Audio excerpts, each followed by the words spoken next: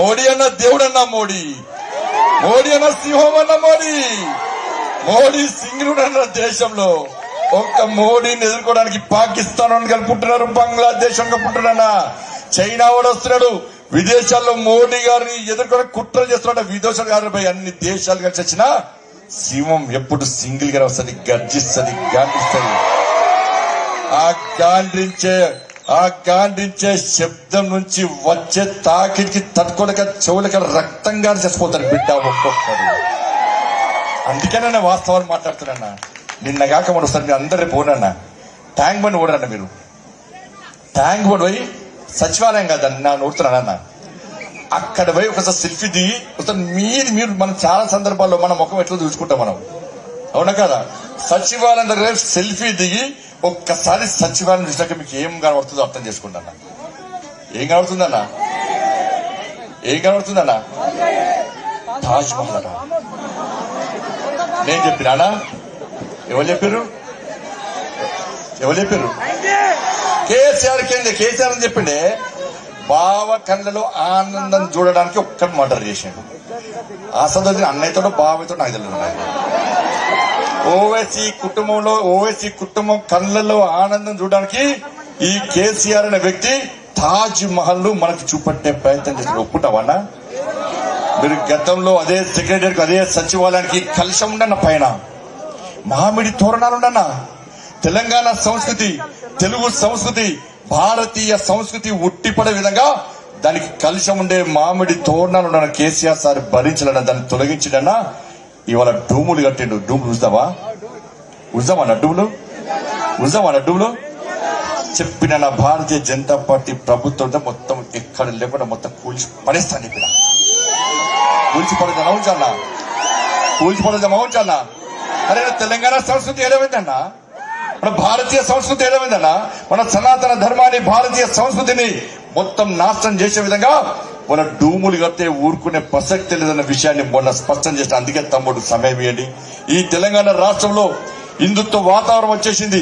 శివాజీ మహారాజ్ జయంతి సందర్భంగా గాని, శ్రీరామ నవమి సందర్భంగా గాని, ఊరూరులో గ్రామంలో బస్తీలో మండలో జిల్లాల వారీగా ఎక్కడ పోయినా కాషాయపు జెండాలు రెప్పలాడుతున్నాయి. కాబట్టి ఇవాళ ప్రతి నాయకుడు, ప్రతి పార్టీ నాయకుడు నేను హిందువునని చెప్పుకునే స్థితికి వచ్చిందంటే ఈ తెలంగాణలో హిందూ యువత గొప్పతనం. రాబోయే రోజుల్లో కూడా మన ఐక్యతను ప్రదర్శించండి. మళ్ళీ ఒక్కసారి రిక్వెస్ట్ చేస్తున్నా, ఈ 8 నెలల పాటు తెలంగాణలో యువత మాకు సమయం ఇవ్వండి. రామరాజ్యాన్ని మీకు అప్పచెప్పే బాధ్యతను మేము తీసుకుంటాం. ఈ తెలంగాణ రాష్ట్రంలో రంగురంగుల జెండాలకు స్థానం లేకుండా కాషాయపు జెండాకు మాత్రమే ఈ తెలంగాణ రాష్ట్రంలో స్థానం ఉందని చెప్పి నిరూపించే బాధ్యతను మేము తీసుకుంటాం. భయపడే ప్రసక్తి లేదన్నా. ఎవరి తాత జాగిరి కాదు తెలంగాణ, ఎవరి అడ్డ కాదు. పాత బస్తీ మాదే, పాత బస్తీ మాదే, కొత్త బస్తీ మాదే. చూపెట్టమన్నా భాగ్యలక్ష్మి దేవాలయం దగ్గర హిందూ ప్రదర్శన చేస్తామన్నా. హిందూ శక్తి ఏందో ఆ రోజు భాగ్యలక్ష్మి దేవాలయం దగ్గర చూపెట్టమన్నా. ఇదే ఓవేసి వార్నింగ్ ఇచ్చిందన్నా. మోడీ సాబ్ రా, పాత బస్తీకి చార్మినార్ దగ్గర వస్తే నా పర్మిషన్ తీసుకోవాలి. కేసీఆర్ కూడా నా పర్మిషన్ తీసుకోవాలి. నా పర్మిషన్ తీసుకోకుండా ఎవరు రావద్దంటే అన్ని మూసుకొని ఫామ్ హౌస్ అవ్వన్న వ్యక్తి కేసీఆర్ అన్న. నేను సవాలు స్వీకరించిన మీకోసం, మీ అందరి మద్దతుతో సవాలు స్వీకరించిన ఓవేసి వస్తున్నా. మోడీ నీకెందులో పోయి నక్కకు నాగలో కనుక ఫరక, మోడీకి నీకే పోలికలు పోయి. మోడీ వారసుడుగా నేను వస్తున్నా. టైం చెప్పినన్నా, డేట్ చెప్పినన్నా, ప్లేస్ చెప్పినన్నా. పోలీస్ పర్మిషన్ ఇవ్వలేదన్నా, పోలీస్ పర్మిషన్ ఇస్తా అని చెప్పలేదన్నా. నేను ఆఫీసర్తో మాట్లాడినా, పోలీస్ పర్మిషన్ నాకు అవసరం లేదు.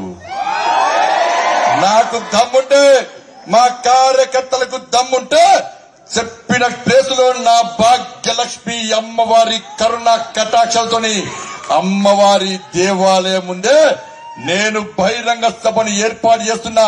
మీకు దమ్ముంటే ఆపండి, మాకు దమ్ముంటే మా హిందూ యువత దమ్మెంతో చూపెడతాం, మాకు దమ్ముంటే మేము నిర్వహిస్తామని చెప్పి సవాల్ను స్వీకరించి విజయం సాధించిన ఘనత మీ అందరిదన్నా.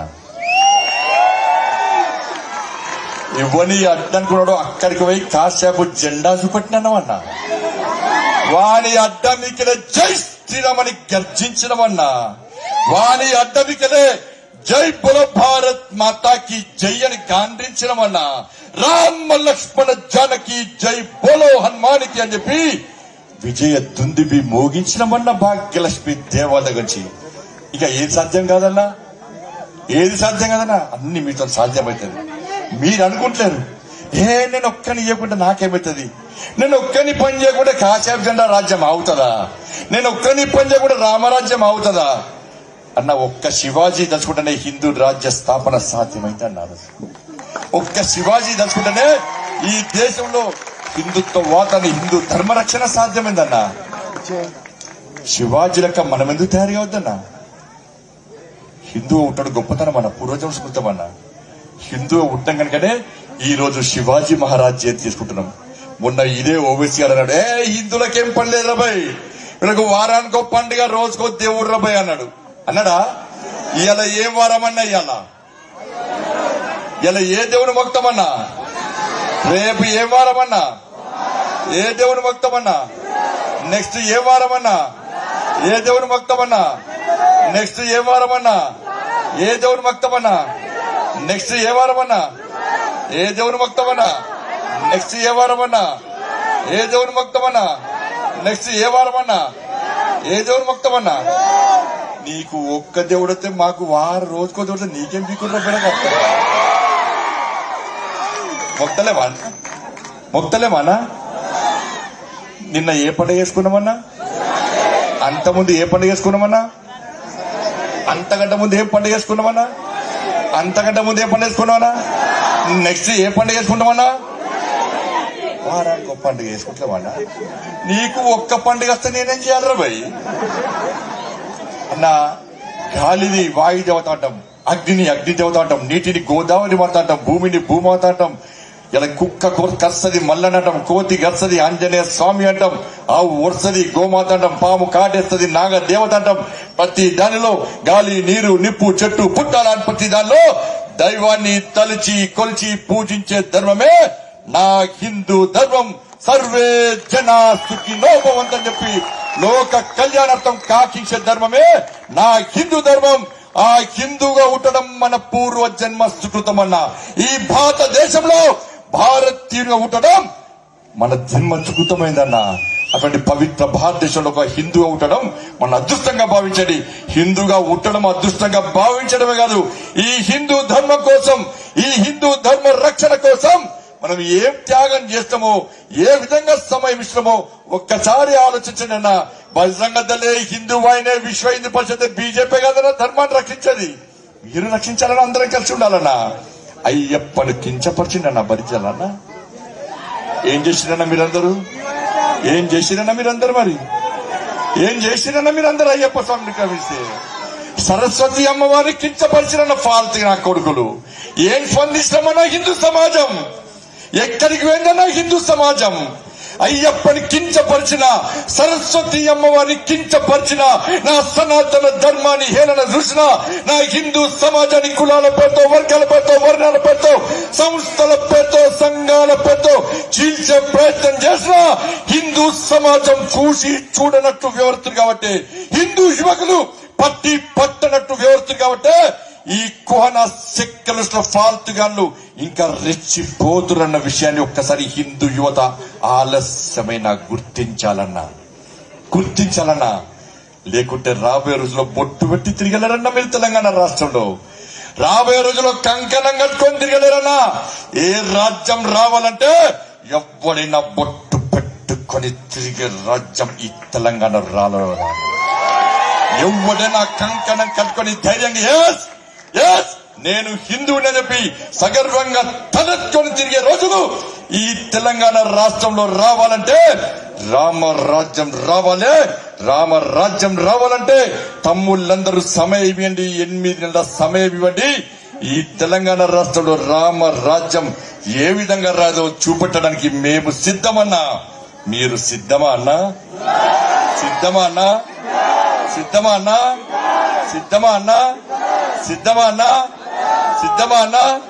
పక్కా పక్కా పక్కా సమయం ఇస్తారు కదా. మీరే కదన్నా, మీ తమ్ముళ్ళు, మీ అన్నలు, మీ బంధుమిత్రులు ఎవరిన కూడా తెలంగాణ రాష్ట్రంలో ఏ జిల్లాలో ఉన్నా, ఏ డివిజన్ లో ఉన్నా, ఏ బస్తీలో ఉన్నా, ఏ గ్రామంలో ఉన్నా, ఏ మండలంలో ఉన్నా కూడా ఫోన్ చేయండి అన్నా. సోషల్ మీడియా ద్వారా చెప్పండి అన్నా. నేను సమయం ఇస్తున్నా. రామరాజ్య స్థాపన కోసము నేను 8 నెలల పాటు నా వ్యాపారం పక్క పెడుతున్నా. రామరాజ్య స్థాపన కోసము 8 నెలల పాటు నా చదువును పక్క పెడుతున్నా. రామరాజ్య స్థాపన కోసము 8 నెలలు నా ఉద్యోగాన్ని పక్క పెడుతున్నా. రామరాజ్య స్థాపన కోసము 8 నెలలు నా కుటుంబాన్ని ఒప్పించిన పూర్తి సమయం ఇస్తున్నా అని చెప్పి పెట్టండి అన్న. సోషల్ మీడియాలో ఒక వాతావరణం ఉందన్న. ఆ వాతావరణం కోసం వాతావరణం ఉంది కాబట్టి ఈ కుహన సెక్యులర్ పార్టీ నాయకులు భయపడుతున్నారు కాబట్టి ఆ వాతావరణాన్ని పాడియద్దన్నా. రామరాజ్య స్థాపన కోసం తప్పకుండా ముందుకు సాగుదామన్నా. ఈ తెలంగాణ రాష్ట్రంలో గొల్లకొండ కిల్ల మీద కాశాపు జెండా రెపరెపలాడుతుంటే ఆ కాశాపు జెండా నుంచి బగ్గ మండే ఆ కాంతి నుంచి ఈ పచ్చ జెండా మాడి మసైపోవాలన్నా. అటువంటి రాజ్యం కోసం మేము చేస్తున్న యుద్ధంలో సైనికులుగా మీరందరూ భాగస్వామ్యం కానీ ఈ తెలంగాణ రాష్ట్రంలో రామరాజ్యం ఏ విధంగా చూపెట్టే ప్రయత్నం నేను తప్పకుండా చేద్దామని చెప్పి మీ అందరికీ విజ్ఞప్తి చేస్తూ శివాజీ మహారాజ్ స్ఫూర్తిగా తీసుకుందాం. శివాజీ మహారాజ్ ఏ రాజ్యం కోసం, ఏ లక్ష్యం కోసం యుద్ధం చేసిండో ఆ లక్ష్యాన్ని కత్తులతో కాకుండా ఓటు అనే ఆయుధం ద్వారా ఈ తెలంగాణ రాష్ట్రంలో హిందువుల దమ్మెందో, హిందూ సమాజం యొక్క సంఘటిత శక్తి ఏందో ఒక్కసారి చూపెట్టే ప్రయత్నం చేద్దామని చెప్పి ఈ పవిత్రమైనటువంటి మహాయజ్ఞంలో మీరందరూ భాగస్వామ్యం కావాలని చెప్పి మనస్ఫూర్తిగా ఈ తెలంగాణ యువతకు మీ అందరికీ విజ్ఞప్తి చేస్తూ. హాయ్ ఫ్రెండ్స్, మా టుడే టుమారో యూట్యూబ్ ఛానల్ చూస్తున్నందుకు చాలా థ్యాంక్స్. మరిన్ని లేటెస్ట్ వీడియోస్ కోసం వెంటనే సబ్స్క్రైబ్ చేయండి. అలాగే ఈ బెల్ ని కూడా రింగ్ చేసేయండి. మా నోటిఫికేషన్స్ అన్ని మీ మొబైల్లో వస్తాయి. అలాగే మా వీడియోస్ మీకు నచ్చితే లైక్ చేయండి, షేర్ చేయండి, నచ్చకపోతే కామెంట్ చేయండి.